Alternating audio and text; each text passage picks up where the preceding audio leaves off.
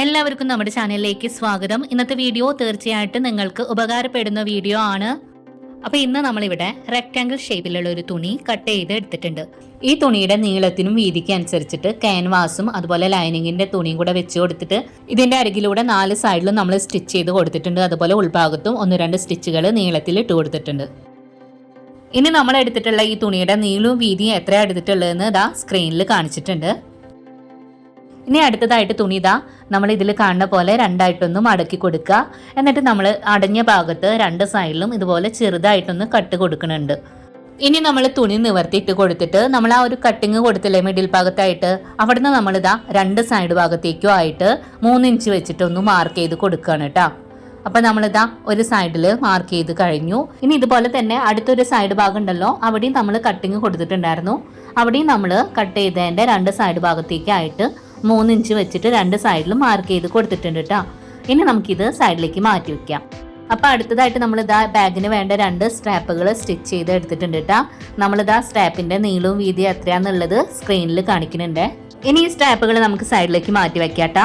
ഇനി നമ്മൾ മാറ്റി വെച്ചിട്ടുണ്ടായിരുന്ന ആ ഒരു തുണി ഉണ്ടല്ലോ, അത് നമുക്കിതാ വീണ്ടും ഒന്ന് നിവർത്തിയിട്ട് കൊടുക്കുക.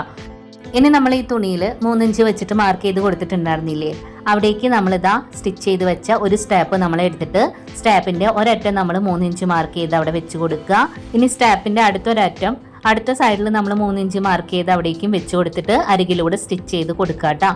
ഇനി ഇതേ രീതിയിൽ തന്നെ അടുത്തൊരു ഭാഗത്ത് നമുക്ക് 3 ഇഞ്ച് മാർക്ക് ചെയ്ത് 2 സൈഡിലേക്കുമായിട്ട് സ്ട്രാപ്പിന്റെ 2 അറ്റങ്ങൾ വെച്ച് കൊടുക്കുക. എന്നിട്ട് സ്റ്റിച്ച് ചെയ്ത് എടുക്കാം.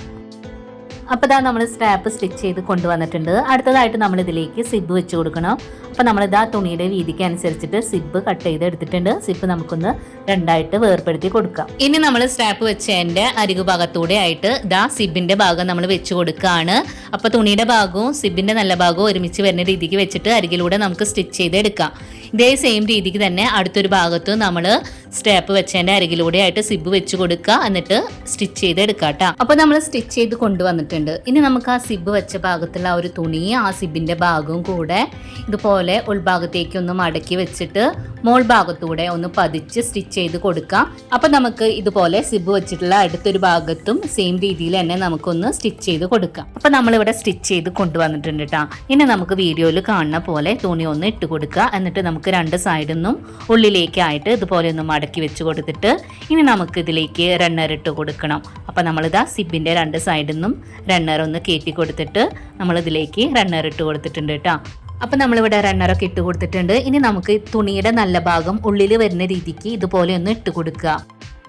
ഇനി നമ്മൾ ആ സ്ട്രാപ്പിന്റെ ഭാഗങ്ങളൊക്കെ ഇതിന്റെ ഉള്ളിലേക്കായിട്ട് വെച്ച് കൊടുക്കണം. അതിനുശേഷം ഇതിന്റെ താഴത്തെ ഭാഗത്ത് നിന്ന് നമ്മളിതാ ഒരു കോർണർ ഭാഗത്ത് നിന്ന് 2 ഇഞ്ച് വെച്ചിട്ട് ഇതുപോലെ 3 ഭാഗങ്ങളിലായിട്ടൊന്ന് മാർക്ക് ചെയ്ത് കൊടുക്കുകയാണ്. ഇനി അത് ജോയിന്റ് ആക്കിയിട്ട് നീളത്തിൽ ഒരു ലൈന് വരച്ചു കൊടുക്കാം. ഇനി നമ്മൾ താഴേന്ന് മുകളിലേക്കായിട്ട് ഇതുപോലെ ഒന്ന് മടക്കി കൊടുക്കുക, ആ ലൈൻ വരച്ചതിൻ്റെ കറക്റ്റായിട്ട്. ഇനി നമ്മളിതാ 2 സൈഡിലും അരയിഞ്ച് വിട്ടിട്ട് നമുക്കൊന്ന് സ്റ്റിച്ച് ചെയ്ത് എടുക്കാം. അപ്പം നമ്മളിവിടെ സ്റ്റിച്ച് ചെയ്ത് കൊണ്ടുവന്നിട്ടുണ്ട് കേട്ടോ. അടുത്തതായിട്ട് നമ്മളിതാ നീളത്തിലുള്ള 2 തുണികൾ എടുത്തിട്ടുണ്ട്. ഈ സ്റ്റിച്ച് ചെയ്ത ഭാഗത്ത് വെച്ചിട്ട് സ്റ്റിച്ച് ചെയ്ത് കൊടുക്കുക. എന്നിട്ട് ഇതുപോലെ കവർ ചെയ്തിട്ട് വീണ്ടും ഒന്ന് സ്റ്റിച്ച് ചെയ്ത് കൊടുക്കുക. അങ്ങനെ നമ്മൾ 2 സൈഡിലും സ്റ്റിച്ച് ചെയ്ത് എടുക്കുന്നുണ്ട്. അപ്പം നമ്മൾ 2 സൈഡിലും കവർ ചെയ്ത് സ്റ്റിച്ച് ചെയ്തിട്ടുണ്ട് കേട്ടോ. ഇനി നമുക്ക് സിബ് ഓപ്പൺ ആക്കിയിട്ട് ബാഗ് നല്ല വശത്തേക്കായിട്ട് ഇട്ട് കൊടുക്കാം.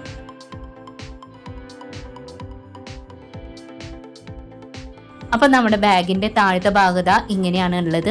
അപ്പം ആ ഒരു ഷേപ്പിൽ അരികിലൂടെ നമുക്ക് ഒന്ന് സ്റ്റിച്ച് ചെയ്ത് എടുക്കാം കേട്ടോ, നല്ല വശത്തൂടെ. അപ്പോൾ അതാ നമ്മൾ സ്റ്റിച്ച് ചെയ്ത് കൊണ്ടുവന്നിട്ടുണ്ട്. അപ്പോൾ ബാഗിൻ്റെ ഉൾവശമൊക്കെ ഇതാ ഇതുപോലെയാണ് നമുക്ക് കിട്ടിയിട്ടുള്ളത്. അത്യാവശ്യം വലിയൊരു ബാഗാണ് ഇന്ന് നമ്മൾ ഉണ്ടാക്കി കാണിച്ചിട്ടുള്ളത്, അതും സിബൊക്കെ വെച്ചിട്ടുള്ളത് കേട്ടോ.